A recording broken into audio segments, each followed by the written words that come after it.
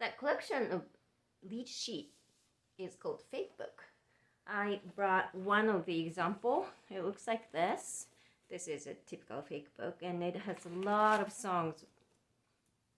Typically, one page, one song, and it has written melody. And on the top of that melody, it has chord symbols. This is a different style of chord symbols from our songbook. When you play from lead sheet,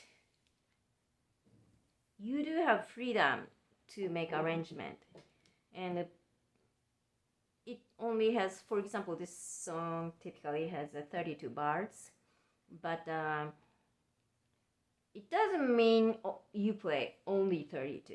We typically repeat the first time, play the melody, and then we take out those harmony progression and then improvise, and a few times do the same thing a few times, and at the end come back to the melody again. That's a very typical way of jazz combo performance. Some other lead sheet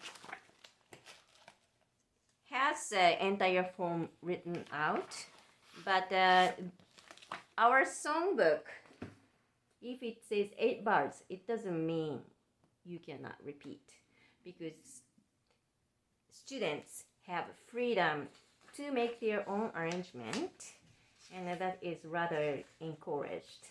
So our songbook, you can repeat. And for the down, down, down the hill, my suggestion is first time play the melody with right hand, and as usual, and repeat the song with flip hand. And a flip hand means right hand plays accompaniment, those 5 and 1, and the left hand plays the melody. As an arrangement, that's my suggestion.